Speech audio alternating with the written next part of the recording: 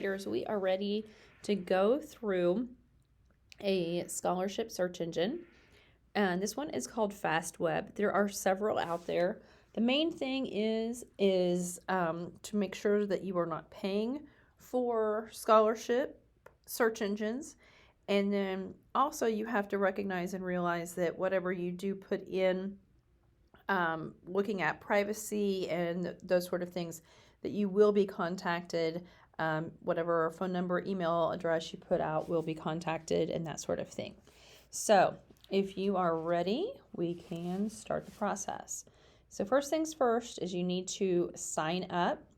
I encourage parents and students to do this together because there may be a lot of questions later on that you are unaware of, and you want to be as specific as possible because then it really drives down which scholarships you are available for. So I'm probably going to get really click happy here today, guys. So just make sure to go from there.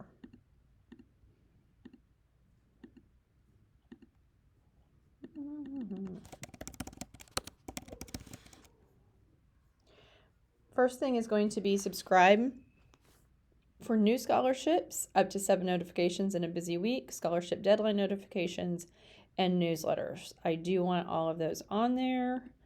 And let's see if my email is available. Nope.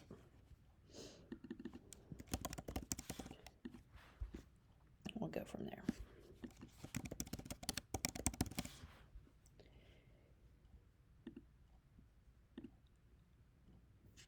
Okay, so then you have the options for internships, part-time job notifications, and updates. I can make a choice whether to leave those on or off. I'm going to turn those off. All right, so contact information. I'm going to put in my contact information and current grade level, high school senior, graduation year, scholarship year. So read carefully, what grade year do you need scholarships for? So it would be whenever you're a college freshman. Gender, there are specific that are for specific genders, and then each one of those, the status. All right, so from here you can go ahead and make your matches. I would want more scholarships, and go ahead and completing your profile does take a few more minutes. However, it can be definitely worth it. So let's say I want those two, and I want University of Arkansas, and I've got to go Nebraska. Okay, so I have those 4 colleges on there, and then what I do not want to take them online. I am an online learner. And then, biochemistry sounds like my major. That would be great for me. My GPA, and you want to be as accurate as possible. And then experience. So anytime you get through the next sections, you will have your experiences will be listed, or any of these boxes. You can click on them once, and then there is a whole host of choices that you have available for you. This is why I'm saying work with a parent on these. So this is you, your students. Do you or your parents have any military experience? So my parents and I do not. So this is your experience and your parents' experience. So if that was the case, you would make sure that you click in there with what they were or what you are. Activities that you have participated in. Again, go slow, read through everything, and see if there's anything that you have participated in, are active in. If you're not sure what it is, then that's not you. But do as specific as you can most of you have had something on here that you have been involved in. So student activities, like I said, I'm going to go through, I'm going to be kind of click happy and, I guess I'm not that because I said my gender was a female. So let's do girl state, and then Student Alumni Association, and you are going to read this much more carefully than I have, and I enjoy reading. Educational experience.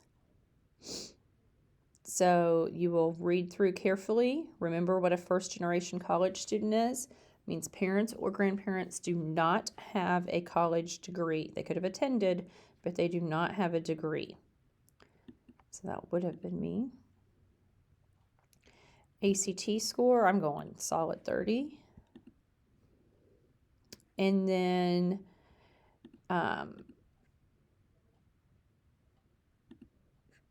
again, there are tons of different sports that are available. Read through them all. Be as specific as you possibly can. That goes with what you are.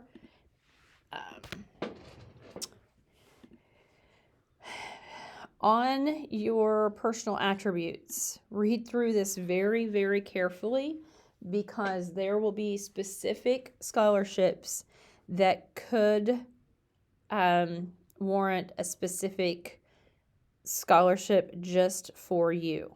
Okay? So, I mean, right there is one that I'm talking about. And again, this is what are your personal attributes, you as the student. So if parents are filling this out, this is not for a parent, but for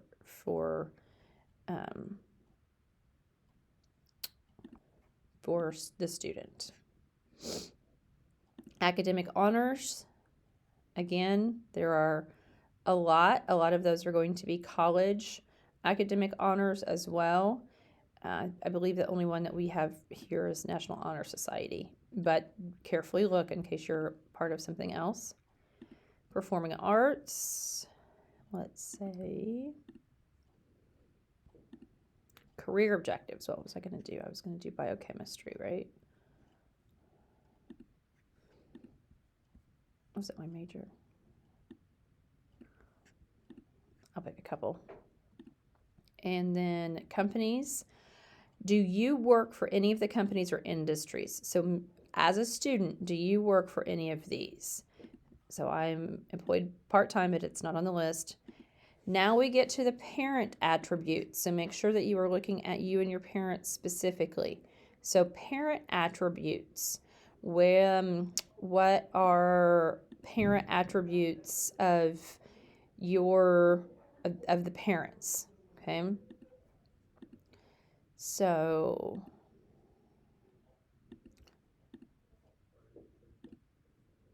also, do you have any disabilities? So read through this carefully. You may not consider it something that is a disability like some other people may have, but something of yours might be on here. And then what organizations are you a member of?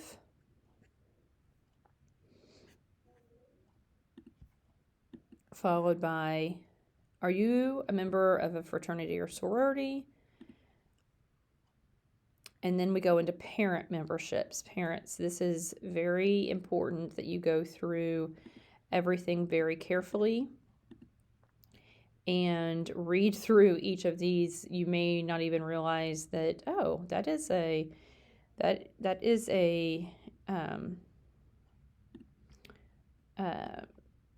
section that I am part of. So then we go to parents work for any of the companies.